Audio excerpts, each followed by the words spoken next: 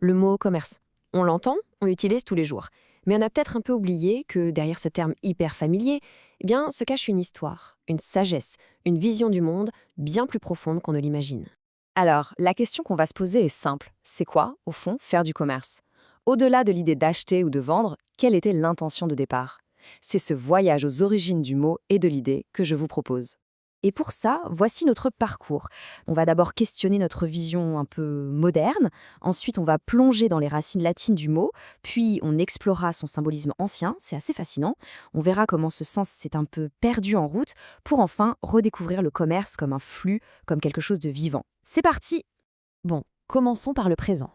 Aujourd'hui, quand on pense commerce, on pense souvent compétition, profit, croissance, une sorte de course en fait. Mais est-ce que ça a toujours été comme ça? Pour avoir un début de réponse, il faut remonter le fil du temps. Et le premier indice, c'est le mot lui-même qui nous le donne. Notre enquête commence donc dans la Rome antique, avec un seul mot latin. Ce mot, c'est commercium. Tout part de là. Et comme souvent avec les mots anciens, si on prend le temps de le démonter, de regarder sous le capot, on découvre un sens bien plus riche qu'on ne le pensait. Alors, la première partie, c'est comme. C'est un préfixe qu'on connaît bien. On le retrouve dans communauté, connexion. Ça veut dire avec, ensemble. L'accent est mis sur l'idée de faire quelque chose à plusieurs, de créer une relation. La deuxième partie, mex, c'est la marchandise, le bien qu'on échange. Bon, jusque-là, rien de très étonnant. Mais c'est quand on met les deux ensemble que la magie opère et que le sens originel se révèle. Et voilà, le commercium, à la base, ce n'était pas juste vendre pour gagner de l'argent, c'était échanger des biens ensemble.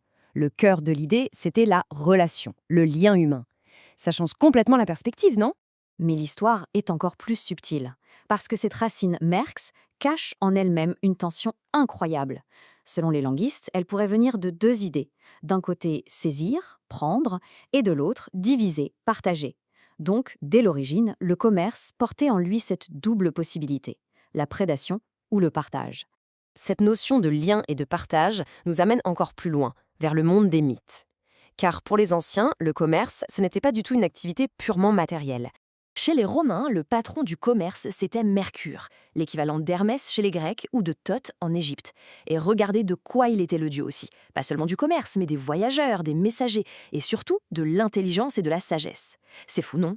Pour eux, échanger des marchandises était directement lié à l'échange de connaissances. Ça nous donne une image vraiment noble du commerçant originel. Ce n'était pas juste un vendeur, c'était un voyageur, un pont entre les cultures.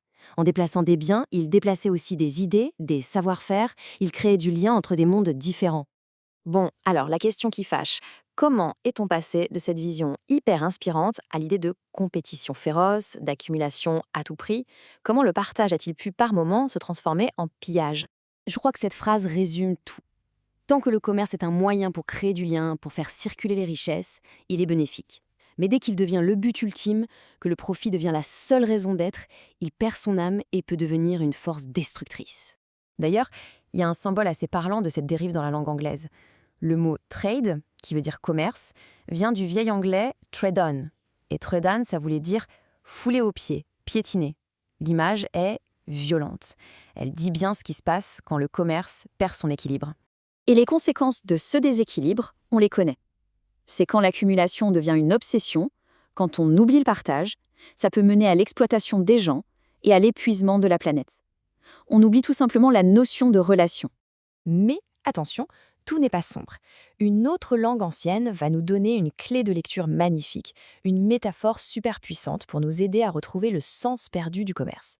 En hébreu, le mot pour dire commerce, c'est sahar. Et ce mot, il veut aussi dire voyager et surtout circuler. Le commerçant, c'est celui qui est en mouvement et qui met les choses en mouvement. Et là, on tient une analogie extraordinaire. Pensez à l'économie comme un corps humain. Les biens, l'argent, c'est le sang. Pour que le corps soit en vie et en bonne santé, il faut que le sang circule absolument partout.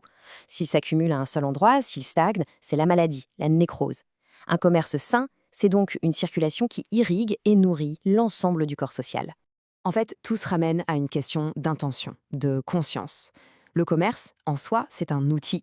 Et cet outil, il peut être utilisé pour piller, pour détruire, ou alors il peut devenir un instrument de bénédiction, qui connecte les gens et enrichit tout le monde, au sens large. Alors, redécouvrir ce sens noble du commerce, c'est finalement le voir à nouveau pour ce qu'il est.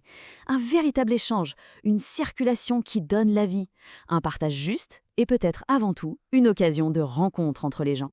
Cette perspective nous rappelle une vérité essentielle. Dans un système vivant, donner et recevoir, ce ne sont pas des forces opposées. Ce sont les deux temps d'une même respiration, les deux faces d'un même flux de vie. Alors voilà la question qui reste en suspens pour nous aujourd'hui. Et si on décidait collectivement de réorienter cet outil si puissant? Et si le commerce, guidé par un peu plus de sagesse, pouvait redevenir ce qu'il était à son origine, non pas un champ de bataille, mais un immense réseau de respect et de liens qui nous enrichissent mutuellement? Le choix, au fond, nous appartient. Merci beaucoup.